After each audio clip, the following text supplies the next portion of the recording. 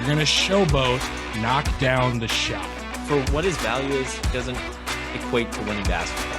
When you're talking about the greatest of greats, that's what you have to do. You have to nitpick. We'll see you in the playoffs. We'll see you in the playoffs. Welcome, everybody, back to this edition of the TMF podcast. My name is Jace Eustace, as always, joined alongside my co-host, Jarrett Huff. It's been a little while since we've gotten on here, taking a little bit of break. Obviously, the NBA is kind of on a low a little bit as you kind of lead into the season after the free agency moves and everything like that. But there's been some breaking news. There's been some crazy things going on, as there always is in the NBA.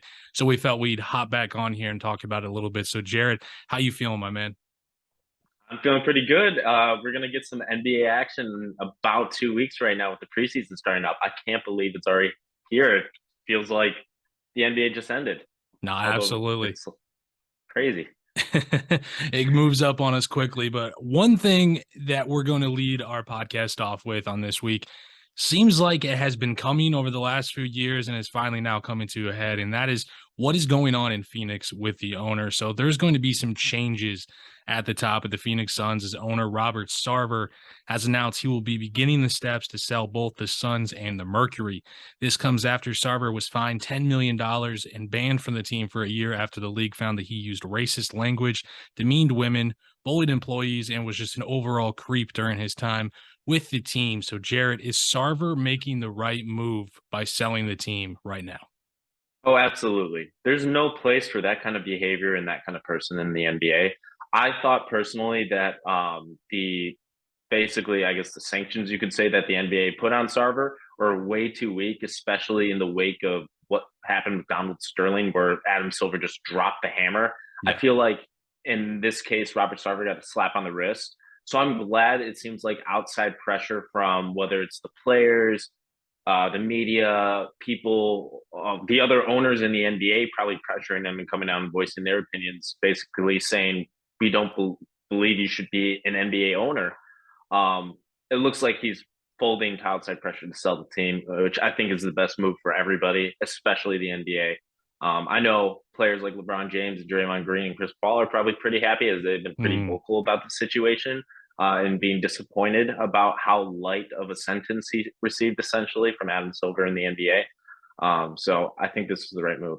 I also find it kind of funny that we're kind of like at the start of our season 2.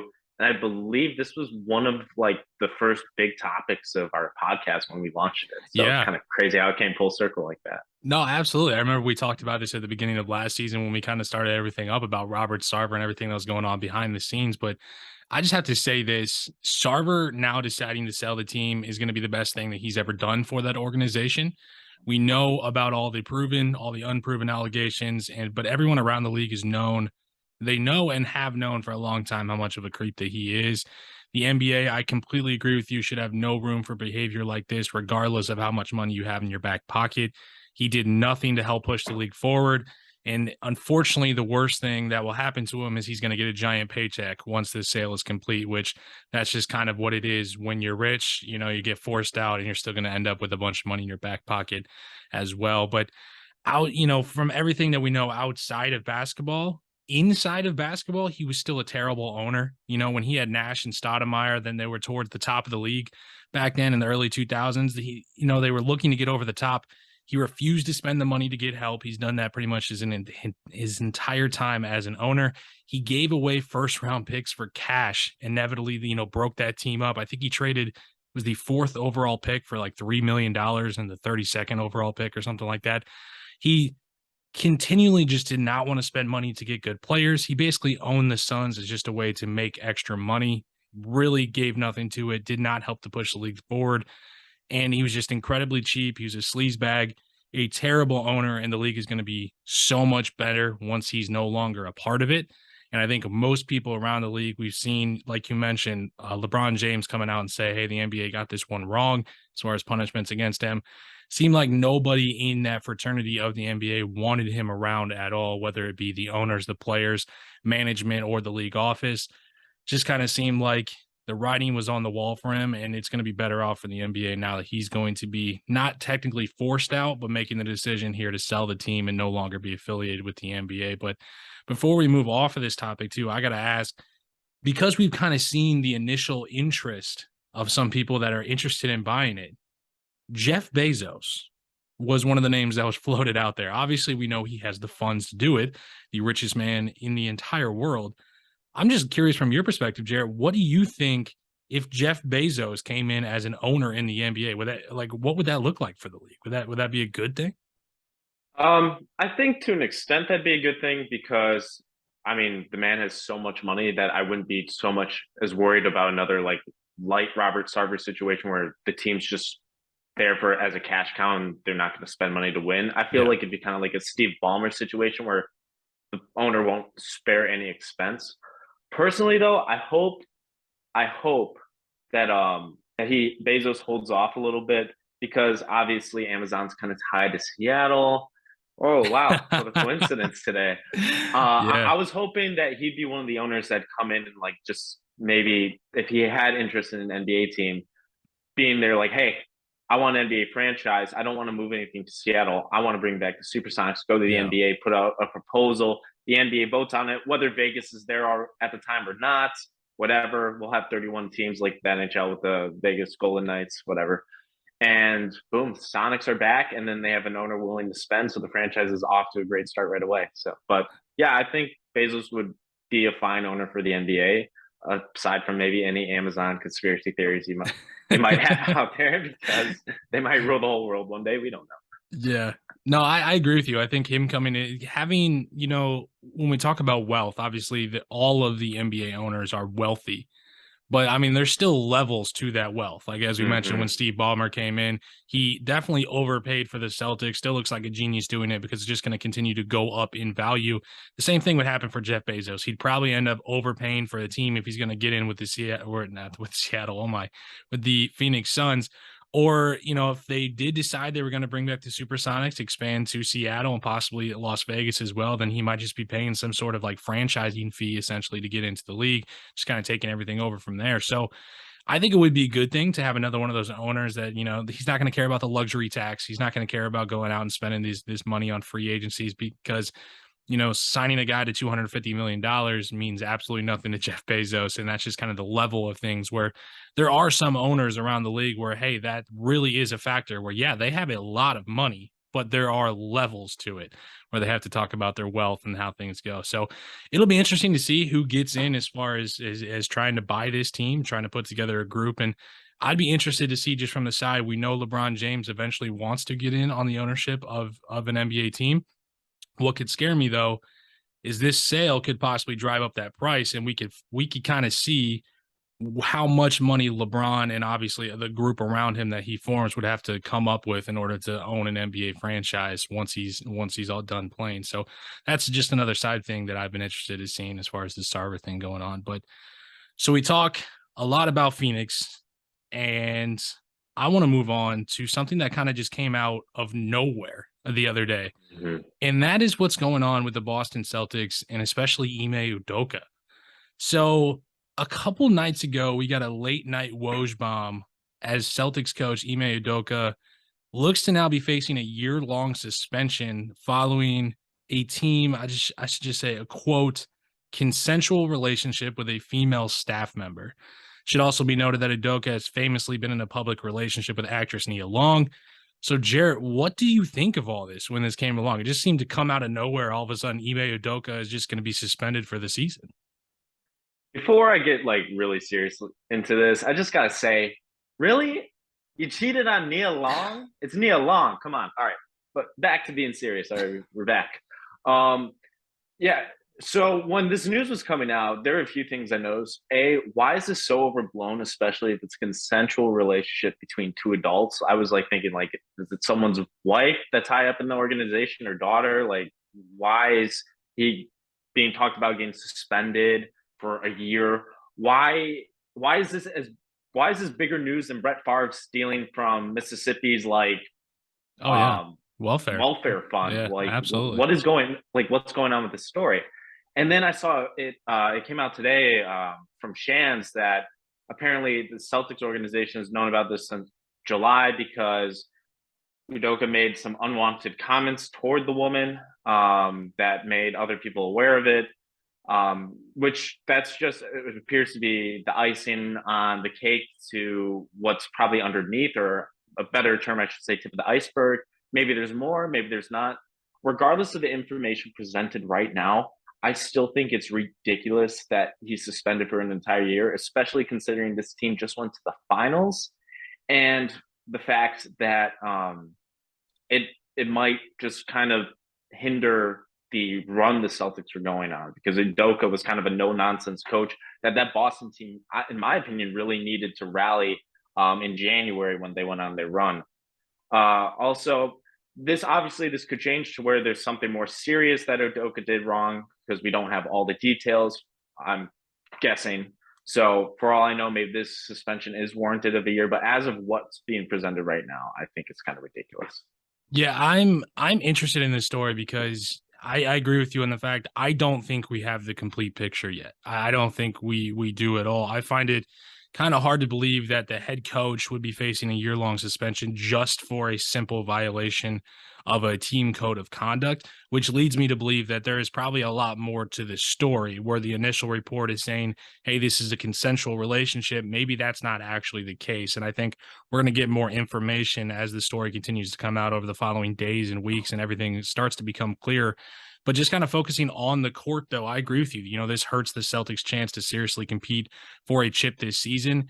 It's far from a nail in their coffin, but when they made that turnaround kind of, a fourth of the way through that last season, they really seemed to buy into Udoka. They locked in on defensive end. Obviously, he was integral to their success, where I think even more so than a lot of other coaches in the league, where he seemed to be the driving force behind what got them as far as they did. I don't really know what to make of this story quite yet, because it just doesn't seem to be a full story as of this point. I just know things don't add up. And most of the time, when you see smoke, there's fire. So we'll kind of see where things come as far as more information comes out. And I'm sure Shams and Woj are definitely going to get to the bottom of it. I'm sure they're taking phone Mm-hmm. calls on it right now. So I just have a feeling that more things are to come. So I'm not going to sit here and just kind of give my full opinion on what could be my full opinion on Ime Udoka at this point, because I still think there's just a lot of information that's still to come out from this story. But as of now, it is important to note that it looks like he's going to be out for this entire season as far as what we know. And I think there was another tweet by Woj, though, that his job does not seem to be in jeopardy at that point, where Woj tweeted it out as well. So that's kind of all the information we have after going off this, but it's definitely is a story to watch, and it's definitely something that we'll keep up to date on, and we'll continue to update on the podcast as we get through. So kind of turning the page from a few serious topics around the NBA, let's go over to a trade that happened. We don't normally get a lot of trades, this time of year, but the Utah fire sale continued the other day as they sent Bojan Bogdanovic to the Detroit Pistons for Kelly Olynyk and Saban Lee. So, Jared, what did you make of this trade for both teams? When I saw the trade, I was pretty surprised, I got to say. The first thought that came to my head was, okay, what is Detroit doing? Which they're in the Central Division, which is with my Chicago Bulls. Oh, yeah. So I was kind of like, all right. I mean, Detroit's a nice young team. They probably have a really bright future, which I don't like because I hate Detroit. Um, but the Bogdanovich trade doesn't make a lot of sense to me for the franchise, because he's into his mid 30s. So his effectiveness, I mean, he's still a very effective player, but it's going to decline. I don't know if he's a player that makes much sense for Detroit right now, because I don't really think they're going to compete for a playoff spot. They could be a dark horse, like 10th seed team, maybe, but even then, I'm not too convinced about that. Uh, the one big thing to note is the Lakers, who apparently are potentially going to be in the buyout or trade market for these fire sale teams, like the Jazz, who have a lot of assets like Jordan Clarkson and Mike Conley Jr. and stuff like that. They missed a player that would have been perfect for their roster, because Bogdanovich is a shooter, which putting shooters around LeBron generally leads your team to success. And it's just a lot of contenders missed out on that one. Detroit still went away. Yeah, on the Jazz side of things, I think this was interesting because I thought they might have been able to get a little more for Bojan Bogdanovic. That too. Like you mentioned, I thought the Lakers, they still had a chance to make a trade for it. I thought sneakily the Bucks would make a trade for it. He seems like kind of that savvy veteran type of shooter that they would kind of go out and make the kind of move that no one really thinks about. And I thought Miami might be in play for it too if they pulled the trigger on this one for the Pistons. But before the Pistons pulled the trigger on this one, I should say. So I thought the Jazz probably could have held out a little bit longer and got something a little bit better because seeing, Kelly Olynyk and Saban Lee going back, that is what it is. No draft picks included in this trade at all. So if you just look at the clear player side of things, obviously the Detroit Pistons got the better side of this trade as far as just the players go. For the Pistons, I have to agree with you, man. I think he fits this roster really well because I think one of the holes that they have a lot of good wing play, or they have a lot of good guard play as far as their young guys. Obviously, Cade Cunningham, Jaden Ivey coming in. And then I like their big men too. Like some of the guys that they have, Isaiah Stewart. Obviously, they drafted the rookie and Jalen Duren from Memphis as well. So they're kind of building those guys on both sides. What they lack a little bit, besides sort of Sadiq Bey, who showed a lot of promise last season, I like that they kept him around and signed him to a nice contract too, is they don't have a lot of wing play. And I know Bogdanovic is more of an offensive type of player. He's not a defensive stopper by any means, but he can stretch the floor a little bit and he can shoot those threes. And I think if you are pairing him alongside the Cade Cunningham, who, let's be honest, he runs that offense. He's got more of a body of a wing instead of a traditional guard, but he is a playmaker through and through. And Cade Cunningham, I think he's going to get even better in year two. I think the Pistons, they stole him. I think they absolutely stole him from the Jazz. I went on record with this last season, and I have to be careful now on how I word this because I don't want the expectations to get too high. But the Detroit Pistons are a frisky team. They're a frisky team in the East. I'm paying attention to them. I love Cade Cunningham going into year two. I love his ability to run the point in that team with that body of a forward. His shooting is going to continue to get better. His playmaking, to me, is already elite. Now you have the upside of guys like Jaden Ivey, Jalen Duren, Sadiq Bey. I still haven't given up on Marvin Bagley. I still think he can really be a contributor to a solid team. I don't think he's a bona fide star by any stretch of the imagination, but he can give you solid minutes from that 4 spot. They're an interesting team to me that it's a good watch, trust me, and then they're fun to stick around with. So we'll have to see where I have them ranked in future episodes when we kind of get into our predictions as far as this next season, where we're seeing things go. But like I said last year, and I know you're not a fan of it, man, but they're creating a fan in me. I am paying attention to the Detroit Pistons. They are a fun team to watch. They really I'll are. watch. I'll watch them on League Pass this year. They'll definitely be a star on the calendar for Yeah. League Pass games. But I don't like it. See, Yeah. I'll feel bad for the Detroit Lions in football because they're the little team that could. But when it comes to basketball, screw the Pistons. Man, Yeah. I get you. But the Detroit Pistons, I think they're building something special there. They're still, 2-3 years out from anything. And I think, who knows, we'll still be there when they're hitting legit contention. But they're a frisky team. They're one of those guys that I think they could have a similar season kind of to what Cleveland had last season, where they kind of came out of nowhere. They played solid on both sides of the ball. I don't know, man. The I'm other pretty team high on I the can't Pistons. stand. I'm pretty high on the Pistons. So we'll see. We have not given our full predictions yet, and we'll get that in obviously before the start of next season for you guys so we can kind of just check back on it throughout the season. But that's enough for the Detroit Piston talk. And we got to move on to something that we love to hate, I should say, on this podcast, and that's lists, man. Everybody is creating a list. ESPN came out with their top 100 NBA players. Jarrett is already having an aneurysm over there about it, seems to be struggling with it a little bit. So I'm sure a lot of you guys have seen kind of the top 100, all the people on there and everything. I'm just kind of run through the top 10. At number 1, they had Giannis. Number 2, they had Nikola Jokic. Number 3, Luka Doncic. 4, Joel Embiid. 5, Steph Curry. 6, LeBron. 7, Jason Tatum. 8, KD. 9, Ja Morant. And 10, Devin Booker. So I have for myself listed in the top 5, and we'll get into some of these conversations. But Jared, I know you got some opinion on lists, so I'm gonna let you take it away on this one. And see, I don't read enough. Into like the explanation for the list or whatever goes ahead of Yeah. when you go. I just go straight to the list. So I don't know if they publicize who their experts are that make this list. But they need to. They need to hold some accountability It's for not this stuff Stephen A. because He told everybody it's not me. It had nothing to do with Stephen A. yeah.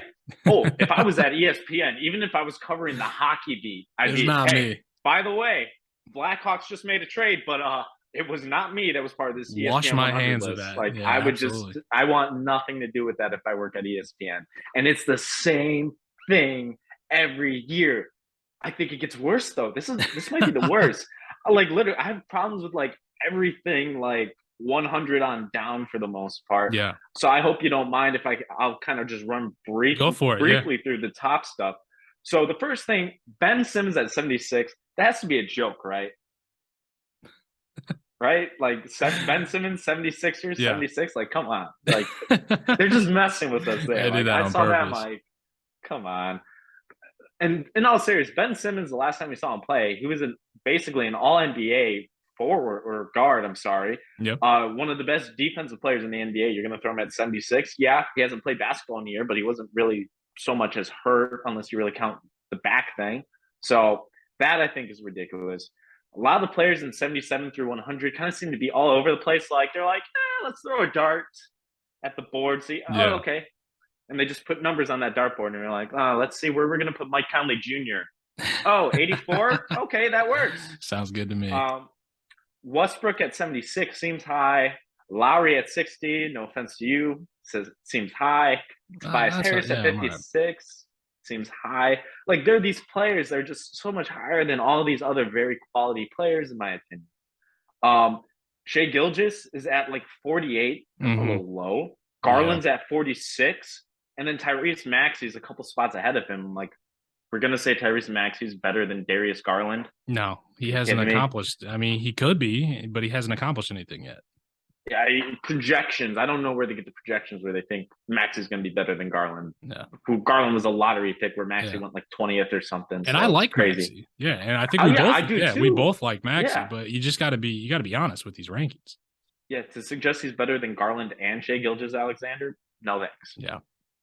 Zion and Melo were 40 and 41. Fred VanVleet was 38. Sure, Zion hasn't played in a year, but are we really going to think that Fred VanVleet's going to be better than both those players? Come on now. Klay Thompson, which I hope this is an accurate ranking, but personally right now I think 37 is too high for him just based on what we saw last year. Probably. Yeah. Marcus Smart at 34, I almost flipped my computer over seeing that. That was so all the players I named before him, Marcus Smart's there. I mean, defensive player of the year does not throw you that high up the rankings. That's insane. And then, the player right before him? Who's that? Kyrie Irving. Yeah. Say what you want to say about Kyrie Irving, but Kyrie Irving is still a really, really good basketball player. Absolutely. And 33 is insane to put him up there with Marcus Smart. Yeah. They put my boys Levine and DeRozan 27 and 28. Yeah. I think and that kind of shows to me they don't really know what they're doing because, like, okay, you're going to put the Bulls' two best players side by side like that. And then there's guys like Anthony Edwards, who I guess you could say maybe they'll be that good, but you have to remember the season DeMar DeRozan just had last year. Yeah. 28 seems way too low for him. And Levine, too.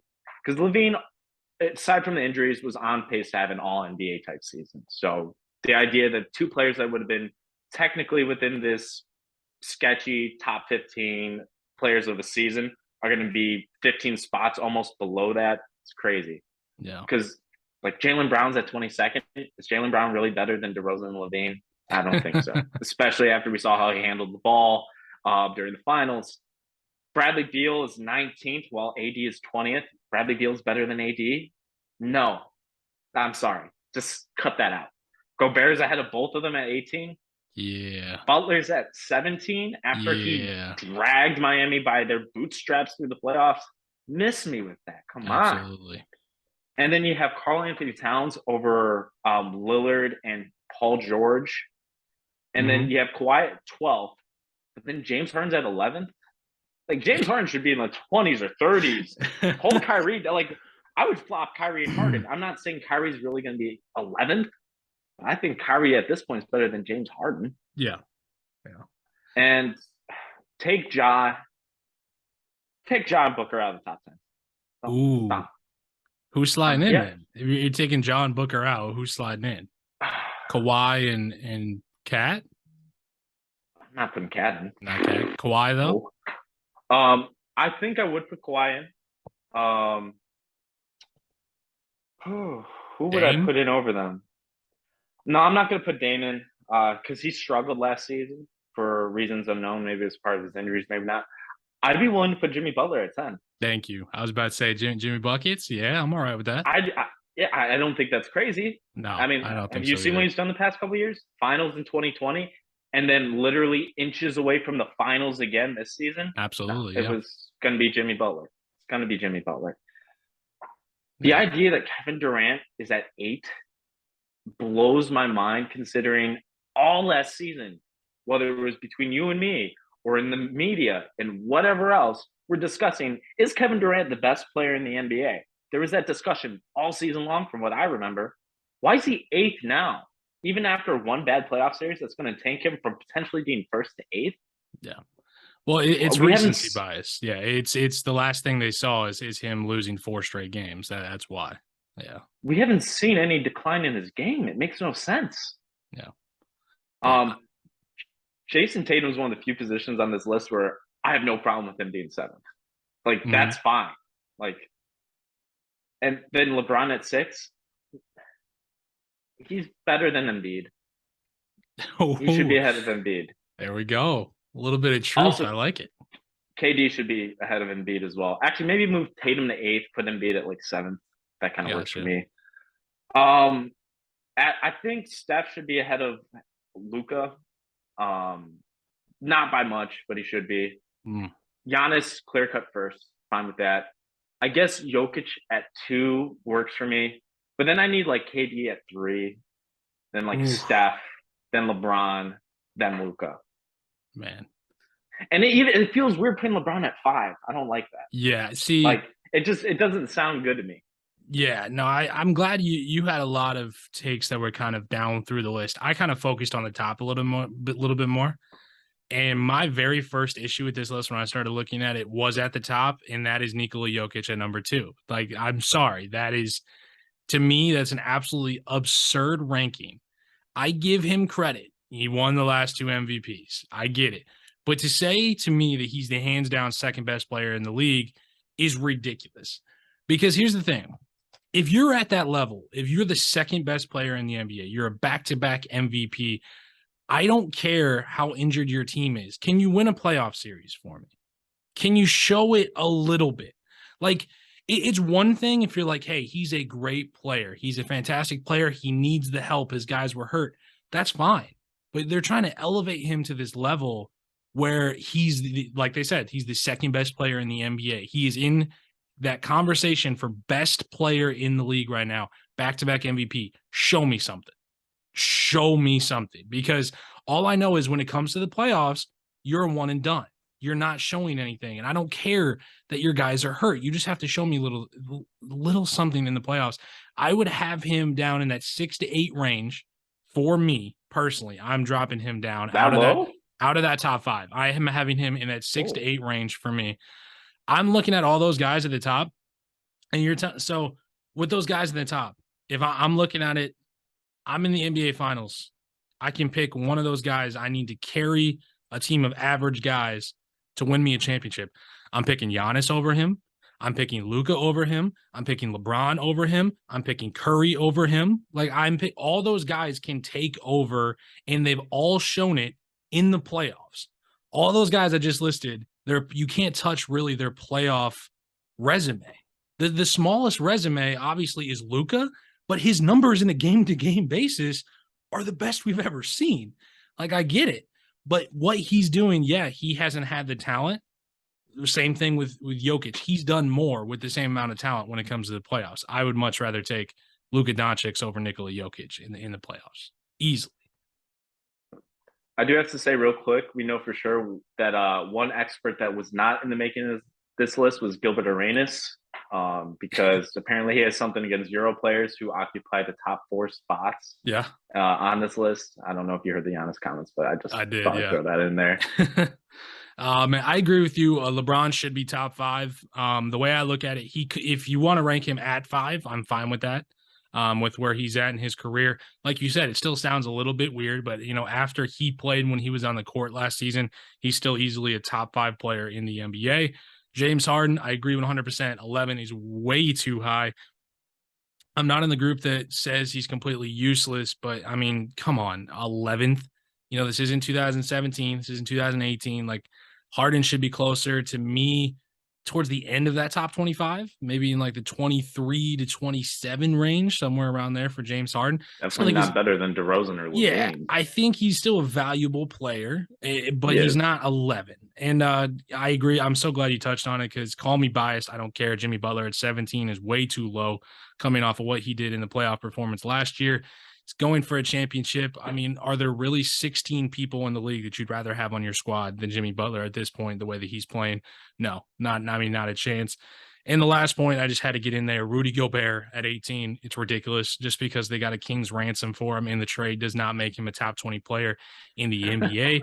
I would easily have him outside of my top 25. I know he's the best rim protector in the league. That's great, but the value he brings to a team and winning is not top 25 worthy, in my opinion. So he's dropping out of that top 25 for me. He's somewhere probably in the 35 to 40 range for me if I'm ranking the players in the NBA. So those are just some of the things that I picked out as far as this list. And I'm glad we saw a lot of kind of similar ones as far as, LeBron maybe being a bit too low, James Harden being way too high, get some love for Jimmy Butler. But to me, it's just right there at the top. Nikola Jokic at number 2.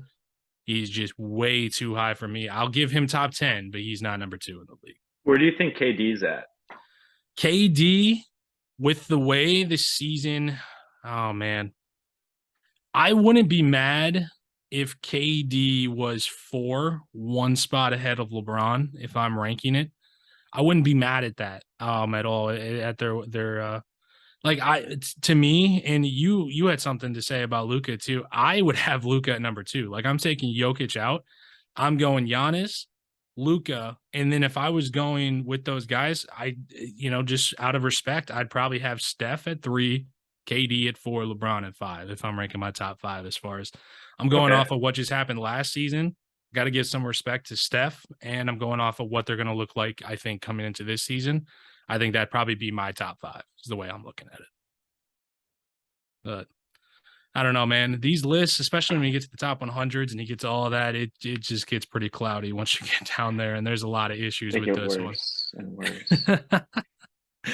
But just rest assured, whenever there's a bad list, we're probably going to talk about it here on the podcast. So ESPN, hire me. Your list won't look like this. It'll look a lot better, I promise. Moving on now to our favorite segment here on the Tee 'em Up podcast, and that is, of course, Tee 'em Up. So, Jared, it's been a long time. It's been a couple months or so around there. So I know you've been saving up. Probably got a technical foul. I know you texted me the other day, said you had a pretty good one. So I'm going to let you lead into this one. Who is getting your technical foul this week, my man? Who is getting all the angst I've had for not having to team up for several months? Well, James Harden, I'm coming for you. So this man, a couple days ago, he tweeted, "Rise and grind." Like, okay, James Harden putting in work this season. Rise and grind. He must be up early.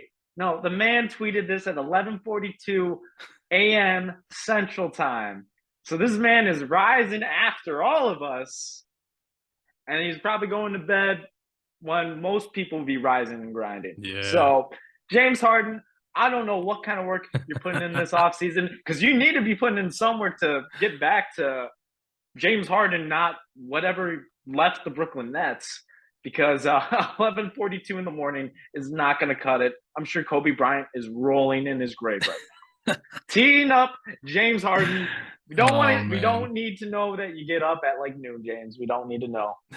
Yeah, if you're going to be tweeting rise and grind, you got to make sure it's at a time that reflects that. Like, and if he's in Philly training right now, which I bet he'd be in Los Angeles, but because he plays with Sixers, let's assume he's in Philly. That's 12:42. That's past noon. Yeah, oh, jeez, James. Oh man, up, James. Hey, mine is a little different. So this is different, but as you know, on the TMO podcast, we created our own rules. I mean, we created the technical foul that we're giving out. So I'm not going to give out a technical foul. Instead, Oh, I'm going to give praise to someone that has been receiving, they've been on the receiving end of many technical fouls from me over the past year. And that is Mr. No Shot Ben Simmons. I'm going to whoa. give a little bit of praise to Ben Simmons. He went on the JJ Redick Old Man in the Three podcast and spoke about the public perception of some of the last 2 years and kind of dispelled some of the rumors. He stated that, the story that we heard about him leaving a group chat, that was bullshit. In order to change the narrative, that he should go out there, shoot a bunch of threes until people stop asking him to shoot threes. And this is the type of reaction that I wanted to see a year ago. Get ahead of the joke, man. Like we know what the joke's going to be. You're Ben Simmons, okay? You are an all NBA caliber player who has some weaknesses in your game. It just so happens that the weaknesses in your game is shooting. And when it comes to basketball, it's so widely based off of shooting that it's seen as a huge weakness. Get out ahead of this, man. You're a talented player. You have incredible strengths in your game, but you have to work on your weaknesses and lead into the strengths. And I get it. He talked about his mental health a lot. He talked about how it got to him. It got in his head. You hear all the time with like baseball players, they get the yips, they get things like this where it just kind of affects you mentally, where if kind of the story on you is you don't shoot threes. So when you're going out there to play basketball, you're just not going to shoot threes. So I loved this interview when he went out there and he's like, you know what? I'm going to shoot 20 threes a game. And then all those people that are saying shoot, shoot, shoot are going to be saying, man, don't shoot, don't shoot. And that's the type of reaction that I want to see. He's still a talented basketball player. I think there's a lot of things that I did not like the way that he handled it, and I'm still not a huge fan of his. But this is what I wanted to see a year ago from Ben Simmons. Don't run and hide. Attack the jokes. Get the story head on.